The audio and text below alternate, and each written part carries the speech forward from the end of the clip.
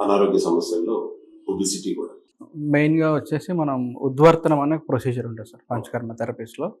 So, ఉద్వర్తనం అంటే powder massage. So, medicated పౌడర్‌తో అభ్యంగం చేస్తామనమాట. సో, దాని ద్వారా వెయిట్ లాస్ అనేది జరుగుతుంది. సో, అదొక proven procedure in panchakarma. So, దాంతో పాటు లైఫ్ స్టైల్ చేంజెస్ అన్నీ మనం అడ్వైస్ చేస్తాము.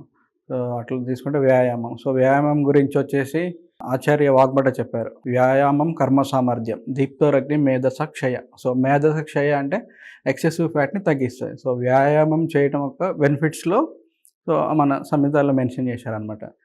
అట్లనే కర్మ సామర్థ్యం. సో, ఒబెసిటీతో ఉన్నవాళ్ళు ఎక్కువగా పని చేయలేకపోతూ ఉంటారు.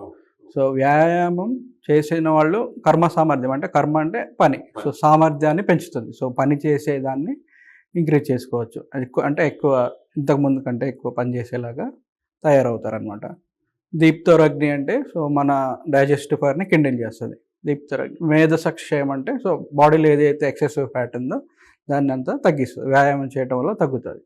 సో, దాంతోపాటు కొన్ని యోగాసనాస్. సో, యోగాలో కూడా వెయిట్ లాస్ యోగా ఉంటది. సో, చేయాల్సిన యోగాసనాస్ అవన్నీ మనం వాళ్ళకి ఆల్టర్నేటివ్ థెరపీస్ మనం ఒబెసిటీని ఎలా తగ్గించుకోవాలి అన్న విషయాల్ని అర్థం చేసుకోండి.